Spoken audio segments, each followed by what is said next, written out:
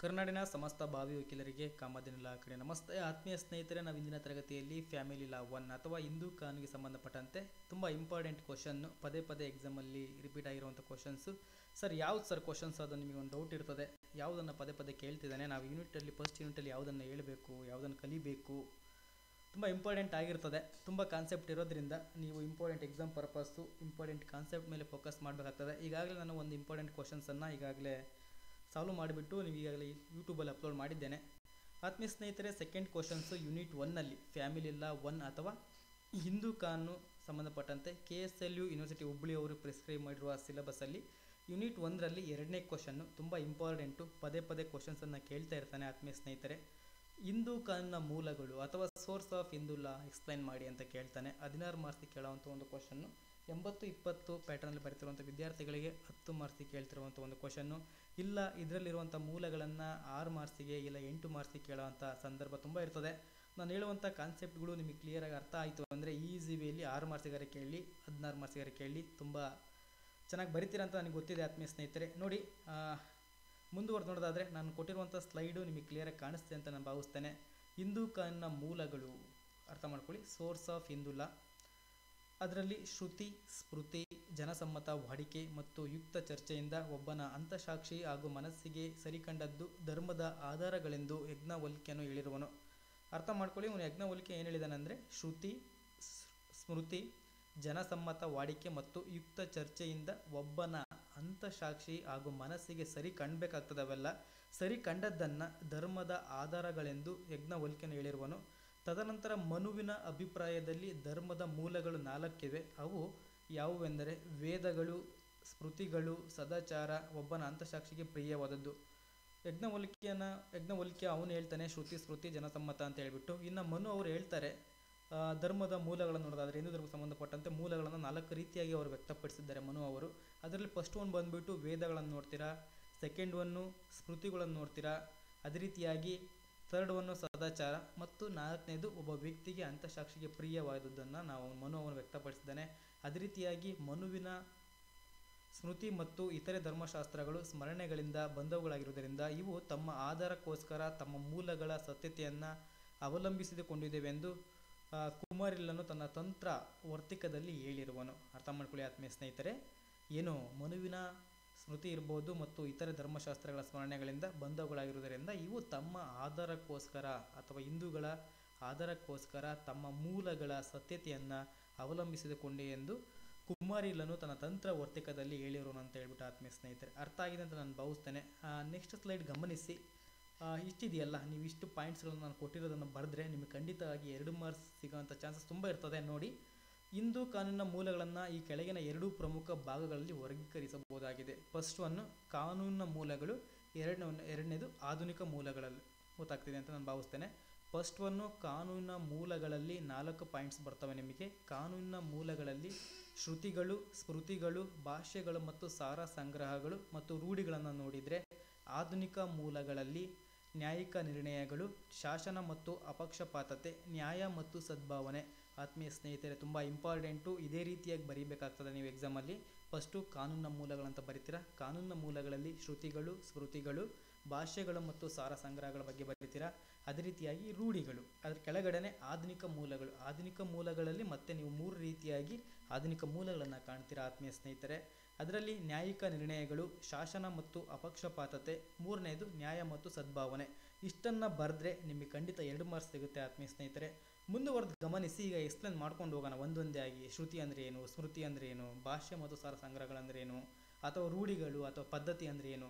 ಈ ರೂಢಿ ಅನ್ನೋದು ಇದೆಯಲ್ಲ ನಿಮಗೆ, ನೋಡಿ ಕಾನೂನಿನ ಮೂಲಗಳಲ್ಲಿ ಲೀಗಲ್ ಸೋರ್ಸಲ್ಲಿ ರೂಢಿಗಳು ಪಾಯಿಂಟ್ ನಂಬರ್ 4 ಇದೆಯಲ್ಲ, ಈ ರೂಢಿಗಳ ಮೇಲೇ ನಿಮಗೆ 6 ಮಾರ್ಕ್ಸಿಗೆ ಇಲ್ಲ 8 ಮಾರ್ಕ್ಸಿಗೆ ಕೇಳೋ ಚಾನ್ಸಸ್ ತುಂಬ ಇದೆ. ಮೋಸ್ಟ್ ಇಂಪಾರ್ಟೆಂಟ್ ಕಾನ್ಸೆಪ್ಟ್ ಇದು. ಕಸ್ಟಮ್ಸ್ ಅಂತ ಕರಿತೀವಿ ಇಂಗ್ಲೀಷಲ್ಲಿ. ಅದನ್ನು ನಾನು ಡೀಟೇಲಾಗಿ ಮುಂದಿನ ತರಗತಿಯಲ್ಲಿ ಎಕ್ಸ್ಪ್ಲೇನ್ ಮಾಡ್ತೀನಿ. ಈಗ ಶ್ರುತಿಗಳು, ಶ್ರುತಿಸ್ ಅಂತ ಕರಿತೀವಿ ಆತ್ಮೀಯ ಸ್ನೇಹಿತರೆ. ನೋಡಿ, ಶ್ರುತಿ ಎಂಬ ಹೆಸರು ಶೃ ಎಂಬ ಮೂಲ ಧಾತುವಿನಿಂದ ಬಂದಿರುತ್ತದೆ. ಕ್ಲಿಯರಾಗಿ ಅರ್ಥ ಮಾಡ್ಕೊಳ್ಳಿ, ತುಂಬ ಇಂಪಾರ್ಟೆಂಟ್. ಇದೇ ರೀತಿಯಾಗಿ ಬರೀಬೇಕಾಗ್ತದೆ ನೀವು ಎಕ್ಸಾಮಲ್ಲಿ. ಶ್ರುತಿ ಎಂಬ ಹೆಸರು ಶೃ ಎಂಬ ಮೂಲ ಧಾತುವಿನಿಂದ ಬಂದಿರುತ್ತದೆ. ಹಂಗಂದರೆ ಶೃ ಎಂದರೆ ಆಲಿಸು ಎಂದರ್ಥ ಆತ್ಮೀಯ ಸ್ನೇಹಿತರೆ. ಶೃ ಎಂದರೆ ಆಲಿಸು ಎಂದರ್ಥ. ಶ್ರುತಿ ಅಥವಾ ಮೇಲಿಂದ ಆಲಿಸಲ್ಪಟ್ಟದ್ದು ಎಂದರೆ ವೇದ. ಹಂಗಂದರೆ ಆಲಿಸು ಅಂದರೆ ಅಥವಾ ಶ್ರುತಿ ಅಂದರೆ ಮೇಲಿಂದ ಆಲಿಸಲ್ಪಟ್ಟಿದ್ದು ಎಂದರೆ ವೇದ ಅಂತ ನಾವು ಕರಿತೀವಿ ಆತ್ಮೀಯ ಸ್ನೇಹಿತರೆ ಅದನ್ನು. ಇದು ಋಷಿಗಳಿಗೆ ಪರಮಾತ್ಮನಿಂದ ಹೇಳಲ್ಪಟ್ಟದ್ದು ಎಂಬ ಭಾವನೆಯು ಪ್ರಚಲಿತವಾದ್ದರಿಂದ ಇದು ಹಿಂದೂ ಕಾನೂನಿನ ಅತ್ಯಂತ ಮಹತ್ವದ ಮೂಲವೆಂದು ಪರಿಗಣಿಸಲ್ಪಟ್ಟುತ್ತದೆ. ಕ್ಲಿಯರಾಗಿ ಅರ್ಥ ಮಾಡ್ಕೊಳ್ಳಿ. ಈ ಶ್ರುತಿ ಎಂಬುವುದಿದೆಯಲ್ಲ, ಇದು ಪರಮಾತ್ಮನಿಂದ ಹೇಳಲ್ಪಟ್ಟದ್ದು ಎಂಬ ಭಾವನೆಯು ಪ್ರಚಲಿತವಿದ್ದುದರಿಂದ ಇದು ಹಿಂದೂ ಕಾನೂನಿನ ಅತ್ಯಂತ ಮಹತ್ವವಾದ ಮೂಲವೆಂದು ಹಾಗೂ ಪ್ರಥಮ ಮೂಲವೆಂದು ಪರಿಗಣಿಸಲಾಗಿದೆ ಅಂತ ಹೇಳ್ಬಿಟ್ಟು ಆತ್ಮೀಯ ಸ್ನೇಹಿತರೆ. ತದನಂತರ ಗಮನಿಸಿ, ದೈವಿಕ ಮೂಲದೆಂದು ಎಣಿಸಲ್ಪಡುವುದರಿಂದ ಇದು ಸರ್ವೋಚ್ಚ ಆಧಾರವಾಗಿದೆ. ಇದನ್ನು ಸಾಮಾನ್ಯವಾಗಿ ದೈವಿಕ ಮೂಲ ಅಂತ ಕರೀತಾರೆ. ಸೊ ಹಂಗಾಗಿ ಈ ದೈವಿಕ ಮೂಲವಾದ್ದರಿಂದ ಇದು ಸರ್ವೋಚ್ಚ ಆಧಾರವಾಗಿದೆ ಅಂತ ಹೇಳ್ಬಿಟ್ಟು ಆತ್ಮೀಯ ಸ್ನೇಹಿತರೆ. ಮುಂದುವರೆದು ನೋಡೋದಾದರೆ, ಶ್ರುತಿಗಳೆಂದರೆ 4 ವೇದಗಳು ಮತ್ತು ಉಪನಿಷತ್ತುಗಳು. ಇವುಗಳ ಮುಖ್ಯವಾಗಿ ಧಾರ್ಮಿಕ ವಿಧಿ ಮತ್ತು ಮೋಕ್ಷ ಸಾಧನೆಗೆ ಸಂಬಂಧಿಸಿದಗಳಾಗಿವೆ. ಕ್ಲಿಯರಾಗಿ ಅರ್ಥ ಮಾಡ್ಕೊಳ್ಳಿ. ಶ್ರುತಿಗಳೆಂದರೆ ಇದರಲ್ಲಿ 4 ವೇದಗಳಿರ್ಬೋದು ಮತ್ತು ಉಪನಿಷತ್ತುಗಳನ್ನು ಒಳಗೊಂಡಿರ್ತದೆ. ಅವುಗಳಲ್ಲಿ ಮುಖ್ಯವಾಗಿ ಧಾರ್ಮಿಕ ವಿಧಿ ಮತ್ತು ಮೋಕ್ಷ ಸಾಧನೆಗೆ ಸಂಬಂಧಿಸಿದವುಗಳಿಗೆ ಸಂಬಂಧಪಟ್ಟಂತೆ ನಾವು ಶ್ರುತಿಯನ್ನು ಕಾಣ್ಬೋದಾಗಿದೆ. ಅದೇ ರೀತಿಯಾಗಿ ಕಾನೂನಿನ ಮೂಲಗಳ ಬಗ್ಗೆ ವೇದಗಳದ್ದೇ ಕೊನೆಯ ಮಾತೆಂಬ ವಾಡಿಕೆಯಾಗಿದೆ. ಕಾನೂನಿನ ಮೂಲಗಳಲ್ಲಿ ಸೋರ್ಸ್ ಆಫ್ ಲಾದಲ್ಲಿ ನೋಡೋದಾದರೆ ಅದರಲ್ಲಿ ವೇದಗಳದ್ದೇ ಕೊನೆಯ ಮಾತೆಂಬ ವಾಡಿಕೆಯಾಗಿದೆ ಅಂತ ಹೇಳ್ಬಿಟ್ಟು ಆತ್ಮೀಯ ಸ್ನೇಹಿತರೆ. ಋಗ್ವೇದವು ಅತ್ಯಂತ ಹಳೆಯ ವೇದವಾಗಿದೆ. ವೇದಗಳಲ್ಲಿ 4 ವೇದಗಳು ಬರ್ತವೆ. ಅದರಲ್ಲಿ ಋಗ್ವೇದವು ಅತ್ಯಂತ ಹಳೆಯ ವೇದವಾಗಿದೆ ಅಂತ ಹೇಳ್ಬಿಟ್ಟು ಆತ್ಮೀಯ ಸ್ನೇಹಿತರೆ. ಇನ್ನು ಮುಂದುವರೆದು ಗಮನಿಸಿ, ಅದರಲ್ಲೇ ಶ್ರುತಿಯಲ್ಲೇ ಮುಂದುವರೆದ ಭಾಗ. ಈಗಾಗಲೇ ನಾನು ಋಗ್ವೇದ ಅಂತ ಹೇಳ್ಕೊಟ್ಟಿದ್ದೀನಿ. ಋಗ್ವೇದ ಅತ್ಯಂತ ಹಳೆಯ ವೇದ ಅಂತ ಗೊತ್ತಾಯ್ತು ನಿಮಗೆ. ಮುಂದುವರೆದು ಯಜುರ್ವೇದವನ್ನು ಬಹುತೇಕವಾಗಿ ಪೂಜೆ ಪುನಸ್ಕಾರಗಳು ಸಂಬಂಧವಾಗಿ ಉಪಯೋಗಿಸಲಾಗುತ್ತಿದ್ದರು. 4 ವೇದಗಳಲ್ಲಿ ಋಗ್ವೇದ ಅತ್ಯಂತ ಹಳೆಯ ವೇದವಾದರೆ ಯಜುರ್ವೇದ ಇದೆಯಲ್ಲ, ಈ ಯಜುರ್ವೇದವನ್ನು ಯಾವುದಕ್ಕೆ ಬಳಸ್ತಿದ್ರು ಎಂಬ ನೋಡೋದಾದರೆ ನಾವು ಇದನ್ನು ಬಹುತೇಕವಾಗಿ ಪೂಜೆ ಮತ್ತು ಪುನಸ್ಕಾರಗಳ ಸಂಬಂಧವಾಗಿ ಉಪಯೋಗಿಸಲಾಗ್ತಿದ್ರು ಅಥವಾ ಬಳಸಲಾಗ್ತದೆ ಅಂತ ಹೇಳಿಬಿಟ್ಟು. ಅದೇ ರೀತಿಯಾಗಿ ಥರ್ಡ್ವನ್ನು ಅಥರ್ವಣ ವೇದ, ತುಂಬ ಇಂಪಾರ್ಟೆಂಟು. ಅಥರ್ವಣ ವೇದವನ್ನು ನೀವು ಎಲ್ಲಿ ನೋಡ್ತೀರಾ ಅನ್ನೋದು ನೋಡೋದಾದರೆ ಮಾಟ ಮಂತ್ರಗಳಾಗಿ ಬಳಸಲಾಗ್ತಿತ್ತು. ಈ ಅಥರ್ವಣ ವೇದವನ್ನು ಮಾಟ ಮಂತ್ರಗಳಲ್ಲಿ ಕಾಣಬಹುದಾಗಿದೆ. ಅದೇ ರೀತಿಯಾಗಿ ಫೋರ್ತ್ ಒಂದು ನೋಡೋದಾದರೆ ಸಾಮವೇದವನ್ನು ನೋಡೋದಾದರೆ ಮಂತ್ರಗಳು ಯಜ್ಞ ಕಾಲದಲ್ಲಿ ಪಠಿಸಲಾಗುತ್ತಿತ್ತು. ಮಂತ್ರಗಳ ಕಾಲದಲ್ಲಿ ಅಥವಾ ಯಜ್ಞಗಳ ಕಾಲದಲ್ಲಿ ಅಂಥ ಸಂದರ್ಭಗಳಲ್ಲಿ ಸಾಮವೇದವನ್ನು ನೀವು ನೋಡ್ಬೋದಾಗಿತ್ತು ಆತ್ಮೀಯ ಸ್ನೇಹಿತರೆ. ಇನ್ನು ಉಪನಿಷತ್ತುಗಳು ವೇದಗಳು ಮುಕ್ತಾಯವಾಗುವ ಭಾಗಗಳು. ಉಪನಿಷತ್ತುಗಳು ಯಾವಾಗ ಬರ್ತವೆ ಸರ್? ಉಪನಿಷತ್ತುಗಳನ್ನು ಯಾವ ಸಂದರ್ಭದಲ್ಲಿ ನೋಡ್ತೀವಿ ಅನ್ನೋದಾದರೆ ವೇದಗಳು ಮುಗಿತಾವಲ್ವ, ಆ ಮುಗಿಯುವ ಮುಕ್ತಾಯವಾಗುವ ಸಂದರ್ಭದಲ್ಲಿ ನಾವು ಉಪನಿಷತ್ತುಗಳನ್ನು ಕಾಣ್ಬೋದಾಗಿದೆ. ಆದ್ದರಿಂದ ಇವನ್ನು ವೇದಾಂತವೆಂದು ಕರೆಯಲಾಗಿದೆ. ಉಪನಿಷತ್ತುಗಳನ್ನು ನಾವು ವೇದಾಂತವೆಂದು ಕರೆಯಲಾಗಿದೆ. ಅದೇ ರೀತಿಯಾಗಿ ಕಾಲಕ್ರಮೇಣ ಸಮಾಜದ ಸ್ಥಿತಿಯಲ್ಲಿ ಬದಲಾವಣೆಗಳಾಗಿ ಹೊಸ ಪರಿಸ್ಥಿತಿಗಳಿಗೆ ಹೊಂದಿಕೊಂಡು ಹೋಗುವಂತಹ ವ್ಯಾವಹಾರಿಕ ಕಾನೂನಿನ ಕೊರತೆಯು ಭಾಸವಾಗಿತ್ತು ಅಂತ ಹೇಳ್ಬಿಟ್ಟು ಮುಂದುವರೆದು ನೋಡಿ. ಸ್ಮೃತಿಗಳಲ್ಲಿ ನೋಡೋದಾದರೆ ಶ್ರುತಿಗಳ ಮೇಲೆ ತಪವಾಗಿರುವಂತಹ ಸ್ಮೃತಿಗಳು ಪ್ರಾಮುಖ್ಯತೆ ಪಡೆದವು. ಇದರಿಂದ ಸ್ಮೃತಿಗಳು ಪ್ರಾಮುಖ್ಯತೆಯನ್ನು ಪಡಿತವೆ ಅಂತ ಹೇಳ್ಬಿಟ್ಟು ಸ್ಮೃತಿಗಳು ತನ್ನದೇ ಆದಂತಹ ಪ್ರಾಮುಖ್ಯತೆಯನ್ನು ಪಡ್ಕೊಳ್ತಾ ಹೋಗಿದ್ದಾವೆ. ಅದನ್ನು ಕೂಡ ನಾವು ಒಂದೊಂದಾಗಿ ನೋಡ್ಕೊಂಡು ಬರೋಣ. ನೋಡಿ ಆತ್ಮೀಯ ಸ್ನೇಹಿತರೆ, ಶ್ರುತಿ ಅಂದರೆ ಅರ್ಥ ಆಗಿದೆ ಅಂತ ನಾನು ಭಾವಿಸ್ತೇನೆ. ಈಗಾಗಲೇ ಡೀಟೇಲಾಗಿ ಎಕ್ಸ್ಪ್ಲೇನ್ ಮಾಡಿದ್ದೀನಿ. ನೆಕ್ಸ್ಟ್ ಒಂದು ನೋಡಿ, ಸ್ಮೃತಿಗಳು ತುಂಬ ಇಂಪಾರ್ಟೆಂಟ್ ಕಾನ್ಸೆಪ್ಟು.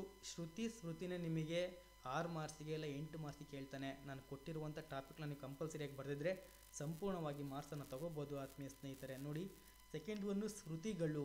ಸ್ಮೃತಿ ಎಂದರೆ ನೆನಪಿನಲ್ಲಿಟ್ಟುಕೊಂಡದ್ದು ಅಂತ ಹೇಳ್ಬಿಟ್ಟು ಅರ್ಥ ಮಾಡ್ಕೊಳ್ಳಿ. ಅಲ್ಲಿ ಶ್ರುತಿ ಅಂದರೆ ಆಲಿಸು ಅಂತೇಳಿ ಕೇಳ್ಪಟ್ರಿ, ಅದನ್ನು ವೇದ ಅಂತ ಕರೆದ್ವಿ ನಾವು ಅಲ್ಲಿ. ಇದನ್ನು ನಾವು ಸ್ಮೃತಿ ಅಂದರೆ ನೆನಪಿನಲ್ಲಿಟ್ಟುಕೊಂಡದ್ದು ಅಂತ ಹೇಳ್ಬಿಟ್ಟು. ಇದರ ಮೂಲವು ದೈವಿಕವಲ್ಲ, ಆದರೆ ಶ್ರುತಿ ಅದರ ಮೂಲ ದೈವಿಕವಾಗಿದೆ. ಆದರೆ ಸ್ಮೃತಿಗಳ ಮೂಲ ದೈವಿಕವಲ್ಲ. ಗಮನಿಸಬೇಕು ನೀವಿಲ್ಲಿ. ಒಂದನ್ನು ಕಲಿತ್ರೆ ಎರಡನ್ನು ಆಟೋಮೆಟಿಕ್ಕಾಗಿ ಬರೀಬೋದು. ತುಂಬ ಈಸಿಯಾಗಿರ್ತದೆ, ನೀವು ಕನ್ಫ್ಯೂಸ್ ಆಗಬೇಡಿ.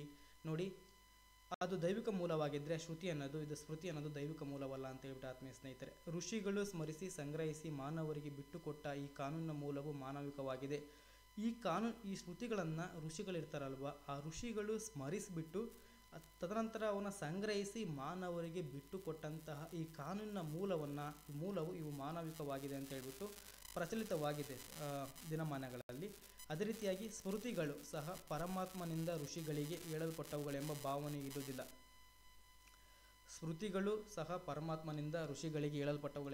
ಇರುವುದಿಲ್ಲ. ಇದರಲ್ಲಿ. ಅದೇ ರೀತಿಯಾಗಿ ಮುಂದುವರೆದು ನೋಡೋದಾದರೆ ಅವುಗಳಲ್ಲಿರುವಂತಹ ಸೂಕ್ತಗಳ ಮೂಲಾಧಾರಗಳು ಸಂಶಯಾತೀತವಾದರೂ ಸಹ ಅವು ಹಲವಾರು ರೀತಿಯ ಅರ್ಥಗಳನ್ನು ಕೊಡುತ್ತವೆ. ಅದರಲ್ಲಿರುವಂತಹ ಸೂಕ್ತ ಮೂಲಾಧಾರಗಳು ಕೆಲವೊಂದು ಸಂಶಯವಾಗಿದ್ದಾವೆ ಅಥವಾ ಸಂದೇಹವಾಗಿದ್ದರೂ ಕೂಡ ಅವು ಹಲವಾರು ರೀತಿಯ ಅರ್ಥಗಳನ್ನು ಅಥವಾ ಬೇರೆ ಬೇರೆ ರೀತಿಯಾದ ಅರ್ಥವನ್ನು ಕೊಡ್ತವೆ ಅಂತ ಹೇಳ್ಬಿಟ್ಟು ಮುಂದುವರೆದು ನೋಡೋದಾದರೆ, ಆದುದರಿಂದ ಅವುಗಳನ್ನು ಸಾಮಾನ್ಯ ತರ್ಕದ ಪ್ರಕ್ರಿಯೆಯಿಂದ ಅರ್ಥ ಮಾಡಿಕೊಳ್ಬೇಕಾಗ್ತದೆ. ಸಾಮಾನ್ಯ ಆದ ಒಂದು ವೇಯಲ್ಲಿ ಅರ್ಥ ಮಾಡ್ಕೋಬೇಕಾಗ್ತದೆ ಅವುಗಳನ್ನು. ಸ್ಮೃತಿಗಳನ್ನು ಆರಂಭ ಕಾಲದವುಗಳು ಮತ್ತು ನಂತರದವುಗಳೆಂದು ಎರಡೂ ವರ್ಗದಲ್ಲಿ ವಿಭಜಿಸಲಾಗಿದೆ. ಈ ಸ್ಮೃತಿಗಳನ್ನು ಎರಡು ರೀತಿಯಾಗಿ ವರ್ಗೀಕರಿಸಿದ್ದಾರೆ ಅಥವಾ ವಿಭಾಗಿಸಲಾಗಿದೆ. ಫಸ್ಟ್ ಒನ್ ಬಂದ್ಬಿಟ್ಟು ಅದನ್ನು ಆರಂಭ ಕಾಲದವುಗಳೆಂದು ಕರೀತಾರೆ. ತದನಂತರ ನಂತರದವುಗಳೆಂದು ಎರಡೂ ವರ್ಗಗಳಲ್ಲಿ ವಿಭಜಿಸಲಾಗಿದೆ ಅಂತ ಹೇಳ್ಬಿಟ್ಟು ಆತ್ಮೀಯ ಸ್ನೇಹಿತರೆ ಅರ್ಥ ಆಗಿದೆ ಅಂತ ನಾನು ಭಾವಿಸ್ತೇನೆ. ಮುಂದುವರೆದು ನೋಡಿ ಗಮನಿಸಿ, ಸ್ಮೃತಿಗಳಲ್ಲೇ ಕಂಟಿನ್ಯೂಸ್ ಆಗ್ತಿದೆ. ಆರಂಭ ಕಾಲದ ಸ್ಮೃತಿಗಳನ್ನು ಧರ್ಮಸೂತ್ರಗಳು ಮತ್ತು ಧರ್ಮಶಾಸ್ತ್ರಗಳನ್ನು ವರ್ಗೀಕರಿಸಲಾಗಿದೆ. ಕ್ಲಿಯರಾಗಿ ಅರ್ಥ ಮಾಡ್ಕೊಳ್ಳಿ. ಆರಂಭ ಕಾಲ ಮತ್ತು ನಂತರ ಕಾಲದಂದು ಸ್ಮೃತಿಗಳನ್ನು ವರ್ಗೀಕರಿಸಿದ್ದೇವೆ. ಈಗ ಅದರಲ್ಲಿ ಆರಂಭ ಕಾಲದಲ್ಲಿ ಏನು ನೋಡ್ತೀವಿ ಅನ್ನೋದಾದರೆ, ಆರಂಭ ಕಾಲದ ಸ್ಮೃತಿಗಳಲ್ಲಿ ಧರ್ಮಸೂತ್ರಗಳು ಮತ್ತು ಧರ್ಮಶಾಸ್ತ್ರಗಳೆಂಬ ವರ್ಗೀಕರಿಸಲಾಗಿದೆ. ಮತ್ತೆ ಆರಂಭ ಕಾಲದಲ್ಲಿ ಎರಡೂ ರೀತಿಯಾಗಿ ವರ್ಗೀಕರಿಸಿದ್ದಾರೆ ಆತ್ಮೀಯ ಸ್ನೇಹಿತರೆ. ಅದರಲ್ಲಿ ಧರ್ಮಸೂತ್ರಗಳು ಮತ್ತು ಧರ್ಮಶಾಸ್ತ್ರಗಳೆಂದು ವರ್ಗೀಕರಿಸಲಾಗಿದೆ.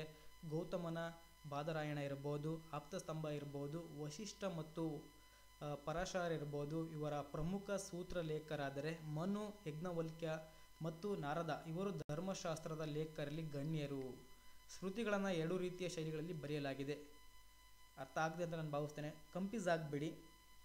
ಶ್ರುತಿಗಳನ್ನು ಮೊದಲನೇದಾಗಿ ಆರಂಭ ಕಾಲದ ಮತ್ತು ನಂತರದ ಕಾಲ ಅಂತ ಡಿವೈಡ್ ಮಾಡಿದ್ವಿ. ತದನಂತರ ಆರಂಭ ಕಾಲದಲ್ಲೇ ಮತ್ತೆ ಎರಡು ರೀತಿಯಾಗಿ ಡಿವೈಡ್ ಮಾಡಿದ್ದೇವೆ. ಇಲ್ಲಿ ವರ್ಗೀಕರಿಸಲಾಗಿದೆ ಅಂತ ಹೇಳ್ಬಿಟ್ಟು ಅದರಲ್ಲಿ ಧರ್ಮಸೂತ್ರಗಳು ಮತ್ತು ಧರ್ಮಶಾಸ್ತ್ರಗಳೆಂದು ವರ್ಗೀಕರಿಸಲಾಗಿದೆ. ಅರ್ಥ ಆಗ್ತಿದೆ ಅಂತ ನಾನು ಭಾವಿಸ್ತೇನೆ ಎಲ್ಲರಿಗೂ ಕೂಡ. ಗೌತಮ ಏನಿರ್ತಾನಲ್ಲ, ಗೌತಮ ಇರ್ಬೋದು, ಬಾದರಾಯಣ ಇರ್ಬೋದು, ಆಪ್ತಸ್ತಂಭ ಇರ್ಬೋದು, ವಶಿಷ್ಠ ಮತ್ತು ಪರಾಶರ ಇರ್ಬೋದು. ಇವರ ಪ್ರಮುಖ ಸೂತ್ರ ಲೇಖಕರಾದರೆ ಇವರು ಧರ್ಮಸೂತ್ರಗಳ ಲೇಖಕರಾಗ್ತಾರೆ. ಇವರು ಯಾರು? ಗೌತಮ, ಬಾದರಾಯಣ, ಆಪ್ತಸ್ತಂಭ, ವಶಿಷ್ಠ ಇವರುಗಳೆಲ್ಲರೂ ಕೂಡ ಧರ್ಮಸೂತ್ರಗಳ ಲೇಖಕರಾದರೆ, ಇನ್ನು ಮನು, ಯಜ್ಞವಲ್ಕ್ಯ ಮತ್ತು ನಾರದ ಇವರು ಧರ್ಮಶಾಸ್ತ್ರದ ಲೇಖಕರಲ್ಲಿ ಗಣ್ಯರು ಅಂತ ಹೇಳ್ಬಿಟ್ಟು. ತದನಂತರ ಸ್ಮೃತಿಗಳನ್ನೇ ಎರಡು ಶೈಲಿಗಳಲ್ಲಿ ಬರೆಯಲಾಗಿದೆ. ಶೈಲಿಗಳನ್ನು ನೋಡೋದಾದರೆ ಇವು ಗದ್ಯ ಶೈಲಿ ಮತ್ತು ಪದ್ಯ ಶೈಲಿಗಳಾಗಿವೆ ಆತ್ಮೀಯ ಸ್ನೇಹಿತರೆ. ಸ್ಮೃತಿಗಳನ್ನು ಎರಡು ರೀತಿಯ ಶೈಲಿಗಳಲ್ಲಿ ಬರೆಯಲಾಗಿದೆ. ಅವುಗಳಲ್ಲಿ ಒಂದು ಗದ್ಯ ಶೈಲಿ ಮತ್ತು ಪದ್ಯ ಶೈಲಿಗಳಾಗಿವೆ. ನೋಡಿ, ಮುಂದುವರೆದು ಗಮನಿಸಿ. ಗದ್ಯ ಶೈಲಿಯಲ್ಲಿದ್ದವುಗಳನ್ನು ಧರ್ಮಸೂತ್ರಗಳೆಂದು ಕರೆಯುವರು. ಕ್ಲಿಯರಾಗಿ ಅರ್ಥ ಮಾಡ್ಕೊಳ್ಳಿ. ಸ್ಮೃತಿಗಳನ್ನು ನಾವು ಎರಡು ಶೈಲಿಯಲ್ಲಿ ನೋಡ್ಬೋದಾಗಿದೆ, ಗದ್ಯ ಮತ್ತು ಪದ್ಯ ಆಗಿ. ಆ ಗದ್ಯ ಶೈಲಿಯಲ್ಲಿದ್ದವುಗಳನ್ನು ನಾವು ಧರ್ಮಸೂತ್ರಗಳನ್ನು ಕರೆದರೆ ಗೌತಮ, ಬಾದರಾಯಣ, ಆಪ್ತಸ್ತಂಭವ, ವಶಿಷ್ಠ ಮತ್ತು ಪರಾಶರ ಇವರು ಪ್ರಮುಖ ಧರ್ಮಸೂತ್ರಕರಾದರೆ, ಪದ್ಯ ಶೈಲಿಯದ್ದವುಗಳನ್ನು ಧರ್ಮಶಾಸ್ತ್ರಗಳೆಂದು ಕರೆಯುವರು. ಮನು, ಯಜ್ಞವಲ್ಕ್ಯ, ನಾರದ, ವಿಷ್ಣು, ದೇವಲ, ಬೃಹಸ್ಪತಿ, ಕಾತ್ಯಾಯನ ಮತ್ತು ವ್ಯಾಸ ಇವರ ಧರ್ಮಶಾಸ್ತ್ರಗಳ ಲೇಖಕರಲ್ಲಿ ಗಣ್ಯರು. ಅರ್ಥ ಆಗಿ ಅಂತ ನಾನು ಭಾವಿಸ್ತೇನೆ ಆತ್ಮೀಯ ಸ್ನೇಹಿತರೆ. ಮುಂದುವರೆದು ಗಮನಿಸಿ. ಭಾಷೆಗಳು ಮತ್ತು ಸಾರ ಸಂಗ್ರಹ ಪಾಯಿಂಟ್ ನಂಬರ್ 3. ಕಾನೂನಿನ ಮೂಲಗಳಲ್ಲಿ ಭಾಷೆಗಳು ಮತ್ತು ಸಾರ ಸಂಗ್ರಹ ನೋಡೋದಾದರೆ ಕಮೆಂಟ್ಸ್ ಆ್ಯಂಡ್ ಡೈಜೆಸ್ಟ್ ಅಂತ ಕರಿತೀವಿ ಇದನ್ನು ಇಂಗ್ಲೀಷಲ್ಲಿ. ನೋಡಿ, ಸ್ಮೃತಿಗಳಲ್ಲಿ ಸಾಕಷ್ಟು ಅಸ್ಪಷ್ಟತೆ ಹಾಗೂ ಅಪೂರ್ಣತೆಗಳಿಲ್ಲವೇ? ಅವುಗಳ ನಿಯಮಗಳಲ್ಲಿ ಪರಸ್ಪರ ತಿಕ್ಕಾಟಗಳಿವೆ. ಯಾಕೆಂದರೆ ಭಾಷೆಗಳಲ್ಲಿ ಮತ್ತು ಸಾರ ಸಂಗ್ರಹಗಳಲ್ಲಿ ಸಾಕಷ್ಟು ಅಸ್ಪಷ್ಟತೆ ಮತ್ತು ಅಪೂರ್ಣತೆಗಳಿದ್ದರಿಂದ ಅವುಗಳ ನಿಯಮಗಳಲ್ಲಿ ಪರಸ್ಪರ ತಿಕ್ಕಾಟಗಳಿವೆ. ತದನಂತರ ಅವುಗಳಲ್ಲಿರುವಂತಹ ಅನೇಕ ನಿಷೇಧಾಜ್ಞೆಗಳನ್ನು ದೇಶದ ವಿವಿಧ ಭಾಗಗಳಲ್ಲಿ ಬಳಕೆಯಲ್ಲಿರುವ ಆಚಾರಗಳಿಗೆ ಅಳವಡಿಸಬೇಕಾದರೆ ಅವುಗಳಿಗೆ ಸರಿಯಾದ ಅರ್ಥ ಕೊಡಬೇಕಾಗ್ತದೆ. ಕ್ಲಿಯರಾಗಿ ಅರ್ಥ ಮಾಡ್ಕೊಳ್ಳಿ. ಅವುಗಳಲ್ಲಿ ಕೆಲವೊಂದು ನಿಷೇಧಾಜ್ಞೆಗಳನ್ನು ದೇಶದ ವಿವಿಧ ಭಾಗಗಳಲ್ಲಿ ಬಳಕೆಯಲ್ಲಿರುವಂತಹ ಆಚಾರಗಳಿಗೆ ಅಳವಡಿಸಿಕೊಳ್ಳಬೇಕಾದರೆ ಅವುಗಳಿಗೆ ಸರಿಯಾದ ಅರ್ಥವನ್ನು ಕೊಡಬೇಕಾಗ್ತದೆ ನಾವು ಅಂತ ಹೇಳ್ಬಿಟ್ಟು ಆತ್ಮೀಯ ಸ್ನೇಹಿತರೆ. ಮುಂದುವರೆದು ನೋಡಿ. ಆದುದರಿಂದ ಅವುಗಳ ಪಠ್ಯದ ಬಗ್ಗೆ ಸರಿಯಾದ ಮಾರ್ಗದರ್ಶನ ಕೊಟ್ಟ ಭಿನ್ನತೆಯನ್ನು ತೆಗೆದು ಅವುಗಳ ಹೊಂದಾಣಿಕೆ ಮಾಡಬೇಕಾಗ್ತದೆ. ಅದೇ ರೀತಿಯಾಗಿ ಈ ಪ್ರಕ್ರಿಯೆಯಲ್ಲಿ ಹಿಂದೂ ಕಾನೂನಿನ ಅತ್ಯಂತ ಪ್ರಮುಖ ಮೂಲವೊಂದು ಹುಟ್ಟಿತು, ಅದೇ ಧರ್ಮಶಾಸ್ತ್ರಗಳ ಭಾಷ್ಯ. ಈ ಪ್ರಕ್ರಿಯೆಯಲ್ಲಿ ಹಿಂದೂ ಕಾನೂನಿನ ಅತ್ಯಂತ ಪ್ರಮುಖ ಮೂಲವಾಗಿ ಹುಟ್ಟಿದ್ದೇ ಅದೇ ಧರ್ಮಶಾಸ್ತ್ರಗಳ ಭಾಷ್ಯ ಅಂತ ಹೇಳ್ಬಿಟ್ಟು. ನೆಕ್ಸ್ಟ್ ಒಂದು ನೋಡಿ, ಯಾವ್ಯಾವ ಭಾಷೆಗಳನ್ನು ನೋಡ್ಕೊಂಡು ಬರೋಣ. ಪ್ರಮುಖ ಭಾಷೆಗಳನ್ನು ನೋಡೋದಾದರೆ ನೋಡಿ ಆತ್ಮೀಯ ಸ್ನೇಹಿತರೆ, ಫಸ್ಟ್ ನೋಡಿ, ಅದರಲ್ಲಿ ಜಿಮುತ ವಾಹನ ದಾಯಭಾಗ ಅರ್ಥ ಮಾಡ್ಕೊಳ್ಳಿ. ಜಿಮುತ ವಾಹನ ಅನ್ನೋದನ್ನು ದಾಯಭಾಗದಲ್ಲಿ ನೋಡ್ಬೋದಾಗಿದೆ. ಮಿತಾಕ್ಷರನ್ನು ಬರೆದಿರೋದು ವಿಜ್ಞಾನೇಶ್ವರ, ದಯಭಾಗವನ್ನು ಬರೆದಿರುವುದು ಜಿಮುತ ವಾಹನ ಅಂತ ಹೇಳ್ಬಿಟ್ಟು ಆತ್ಮೀಯ ಸ್ನೇಹಿತರೆ. ಅದು ನಾನು ನಿಮಗೆ ಮುಂದಿನ ತರಗತಿಯಲ್ಲಿ ದಯಭಾಗ ಮತ್ತು ಮಿತಾಕ್ಷರ ಬಗ್ಗೆನ ಸ್ಕೂಲ್ಸ್ ಆಫ್ ಇಂದುಲಾ ಅಂತ ಕರಿತೀವಿ ಆತ್ಮೀಯ ಸ್ನೇಹಿತರೆ. ಇವೆರಡನ್ನು ತುಂಬ ಇಂಪಾರ್ಟೆಂಟ್ ಕಾನ್ಸೆಪ್ಟು ದಯಭಾಗ ಮತ್ತು ಮಿತಾಕ್ಷರ. ಅದನ್ನ ಡೀಟೇಲಾಗಿ ನಾನು ನೆಕ್ಸ್ಟ್ ಕ್ಲಾಸಲ್ಲಿ ಎಕ್ಸ್ಪ್ಲೇನ್ ಮಾಡ್ತೀನಿ. ಹೀಗೆ ಪ್ರಮುಖ ಭಾಷೆಗಳು ಇರೋದ್ರಿಂದ ಸಿಂಪಲಾಗಿ ಹೇಳ್ತಾ ಇದ್ದೀನಿ, ಅರ್ಥ ಆಗದೆ ಅಂತ ನಾನು ಭಾವಿಸ್ತೇನೆ. ದಯಭಾಗ ಎಂಬುದನ್ನು ಜಿಮುತ ವಾಹನ ಬರೆದಿದ್ದಾನೆ. ಮಿತಾಕ್ಷರ ಎಂಬುದನ್ನು ವಿಜ್ಞಾನೇಶ್ವರ ಬರೆದಾನೆ ಆತ್ಮೀಯ ಸ್ನೇಹಿತರೆ. ಅದೇ ರೀತಿಯಾಗಿ ಮಿತ್ರ ಮಿಶ್ರಣ ವೀರೋ ಮಿತ್ರವಿದಯ ಇರ್ಬೋದು, ವಾಚಸ್ಪತಿಯನ ಮಿಶ್ರಣ ವಿವಾದ ಚಿಂತಾಮಣಿ ಇರ್ಬೋದು, ಚಂಡೇಶ್ವರನ ವಿವಾದ ರತ್ನಾಕರವನ್ನು ನೋಡ್ತೀರಾ, ರಘುನಂದನನ ದಾಯಕತ್ವವನ್ನು ನೋಡ್ತೀರಾ, ಶ್ರೀಕೃಷ್ಣನ ದಾಯಶ್ರಯ ಸಂಗ್ರಹ, ದೇವಾನಂದ ಭಟ್ಟನ ಸ್ಮೃತಿ ಚಂದ್ರಿಕವನ್ನು ನೋಡ್ಬೋದಾಗಿದೆ. ಅದೇ ರೀತಿಯಾಗಿ ಮಾಧವಾಚಾರ್ಯನ ಪರಾಶರ ಮಾಧ್ಯಮವನ್ನು ತಿಳಿಸ್ಕೊಡ್ತೀವಿ. ತದನಂತರ ನೀಲಕಂಠನ ವ್ಯವಹಾರ ಮಯೂಕ ಎಂಬುದನ್ನು ನೋಡಬಹುದಾಗಿದೆ ಆತ್ಮೀಯ ಸ್ನೇಹಿತರೆ. ಮುಂದುವರೆದು ಗಮನಿಸಿ ಮಿತಾಕ್ಷರ, ಅದರಲ್ಲಿ ಹೇಳಿದ ಹಾಗೆ ಮಿತಾಕ್ಷರ ನೋಡ್ಕೊಂಡು ಬರೋಣ. ಇದು ಯಜ್ಞವಲ್ಕ್ಯನ ಮೇಲೆ ಬರೆಯಲಾದಂತಹ ಅತ್ಯಂತ ಮಹತ್ವದ ಭಾಷೆ. ಇದರ ಲೇಖಕರು ವಿಜ್ಞಾನೇಶ್ವರನು. ಬಂಗಾಳವೊಂದನ್ನು ಬಿಟ್ಟು ಭಾರತದ ಇತರೆ ಪ್ರದೇಶಗಳೆಲ್ಲ ಇದರ ಆಧಾರವನ್ನು ಸ್ವೀಕರಿಸಲಾಗಿದೆ. ದಾಯಭಾಗದೊಂದಿಗೆ ಇದರ ಸ್ಪಷ್ಟ ತಿಕ್ಕಾಟವಿಲ್ಲದಿದ್ದರೆ ಬಂಗಾಳದಲ್ಲೂ ಸಹ ಇದರ ಆಧಾರವನ್ನು ಸ್ವೀಕರಿಸಲಾಗುತ್ತದೆ. ಆತ್ಮೀಯ ಸ್ನೇಹಿತರೆ, ಈಗಾಗಲೇ ಮಿತಾಕ್ಷರ ಎಂಬುದನ್ನು ನಾನು ಹೇಳಿದೆ. ಇದನ್ನು ಯಜ್ಞವಲ್ಕ್ಯನ ಮೇಲೆ ಬರೆಯಲಾದಂಥ ಅತ್ಯಂತ ಒಂದು ಮಹತ್ವದ ಭಾಷೆಯಾಗಿದೆ. ಇದನ್ನು ಯಾರು ಸರ್, ಇದರ ಲೇಖಕರು ಯಾರು ಅಂತ ನೀವು ಡೌಟ್ ಇರ್ತದೆ, ಕ್ಲಿಯರ್ ಅರ್ಥ ಮಾಡ್ಕೊಳ್ಳಿ. ಇದರ ಲೇಖಕರು ಬಂದುಬಿಟ್ರೆ ವಿಜ್ಞಾನೇಶ್ವರ ಅಂತ ಹೇಳ್ಬಿಟ್ಟು. ಇದನ್ನು ಬಂಗಾಳವೊಂದನ್ನು ಬಿಟ್ಟು ಭಾರತ ದೇಶದ ಎಲ್ಲ ಪ್ರದೇಶಗಳಲ್ಲಿ ಕೂಡ ಇದನ್ನು ನೋಡ್ಬೋದಾಗಿದೆ ಮಿತಾಕ್ಷರ ಎಂಬುದನ್ನು, ಅಥವಾ ಇದರ ಆಧಾರವನ್ನು ಎಲ್ಲ ಪ್ರದೇಶಗಳ ಸ್ವೀಕರಿಸಲಾಗಿದೆ. ದಾಯಭಾಗದೊಂದಿಗೆ ಇದರ ಸ್ಪಷ್ಟ ತಿಕ್ಕಾಟವಿಲ್ಲದಿದ್ದರೆ ಬಂಗಾಳದಲ್ಲೂ ಸಹ ಇದರ ಆಧಾರವನ್ನು ಸ್ವೀಕರಿಸಲಾಗಿದೆ ಅಂತ ಹೇಳಿಬಿಟ್ಟು. ಅದೇ ರೀತಿಯಾಗಿ ಎರಡನೇ ನೋಡಿ, ವ್ಯವಹಾರ ಮಯೂಕ, ನೀಲಕಂಠನಿಂದ ಬರೆಯಲ್ಪಟ್ಟಂತಹ ವ್ಯವಹಾರ ಮಯೂಕವನ್ನು, ಈ ಭಾಷ್ಯವನ್ನು ಭಾರತದ ಪಶ್ಚಿಮ ಭಾಗಗಳಲ್ಲಿ ಆಧಾರವೆಂದು ಸ್ವೀಕರಿಸಲಾಗ್ತದೆ. ಅರ್ಥ ಮಾಡ್ಕೊಳ್ಳಿ. ವ್ಯವಹಾರ ಮಯೂಕ ಎಂಬುದನ್ನು ಬರೆದಿರುವುದು ನೀಲಕಂಠ ಎಂಬ ವ್ಯಕ್ತಿ ಬರೆದಿದ್ದಾನೆ. ಈ ಭಾಷ್ಯವನ್ನು ಎಲ್ಲಿ ನೋಡ್ಬೋದು ನಾವು ಅನ್ನೋದಾದರೆ ಭಾರತದ ಪಶ್ಚಿಮ ಭಾಗಗಳಲ್ಲಿ ಸ್ವೀಕರಿಸಿದರೆ ಇವನ್ನ ಅಂಥ ಪ್ರದೇಶಗಳಲ್ಲಿ ಈ ವ್ಯವಹಾರ ಮಯೂಕ ನೋಡ್ಬೋದಾಗಿದೆ ಆತ್ಮೀಯ ಸ್ನೇಹಿತರೆ ನೀವು.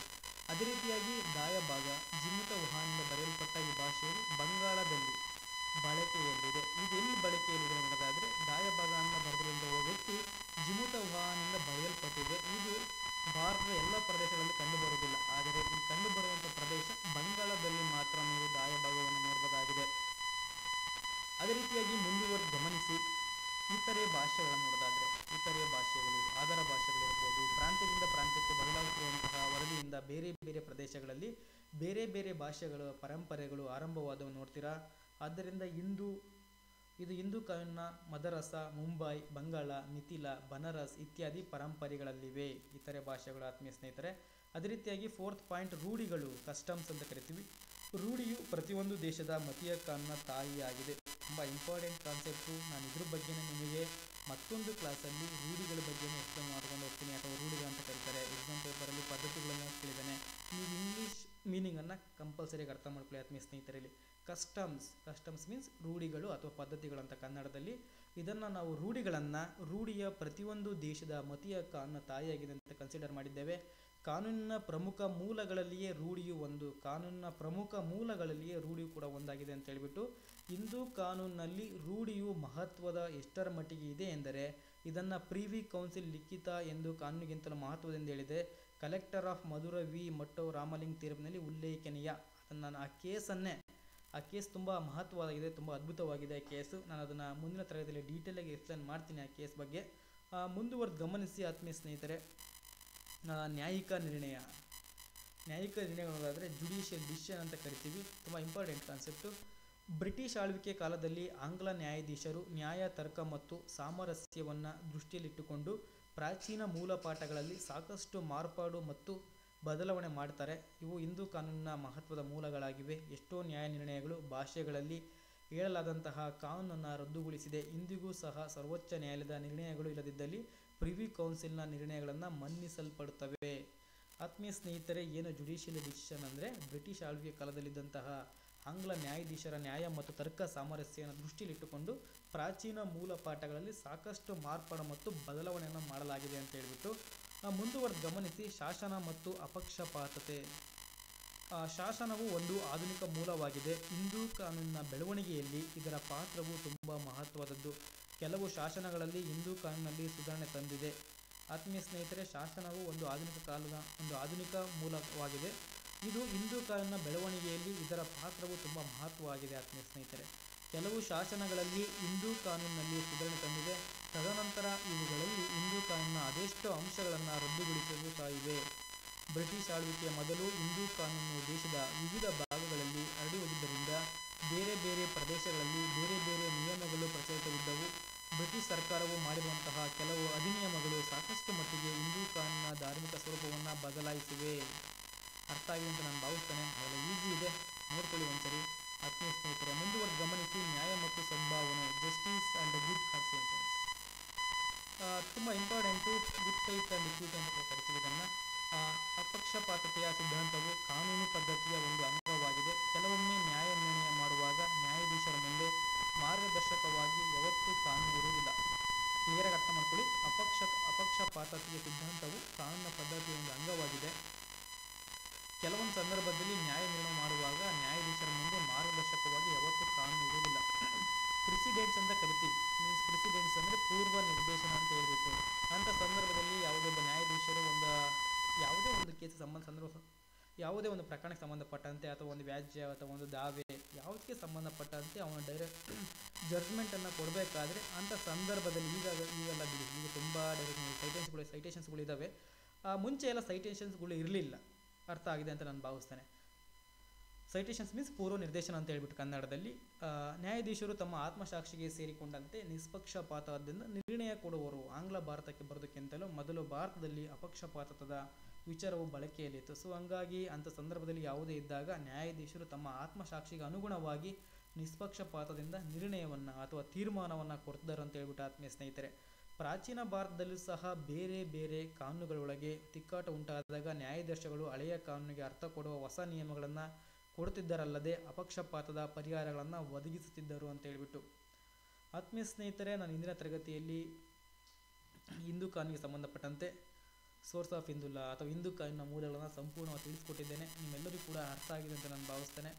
ಏನೇ ಡೌಟ್ ಇದ್ದರೂ ಕೂಡ ಹೆಚ್ಚಿನ ಮಾಹಿತಿಗಾಗಿ 7353872963ಗೆ ಕರೆ ಮಾಡಿ. ನಿಮ್ಗೆ ಯಾವುದೇ ಸಂದೇಹ ಇದ್ದರೂ ಕೂಡ ಪರಿಹಾರ ಪಡ್ಕೋಬೋದಾಗಿದೆ. ಆತ್ಮೀಯ ಸ್ನೇಹಿತರೆ, ಕ್ಲಾರಿಫೈ ಮಾಡ್ಕೋಬೋದಾಗಿದೆ. ಈಗಾಗಲೇ ಎಲ್ಲರಿಗೂ ಧನ್ಯವಾದಗಳು. ಸಿರಿಗನ್ನಡಂ ಗೆಲ್ಲಿಗೆ, ಸಿರಿಗನ್ನಡಂ ಬಾಳಿಗೆ.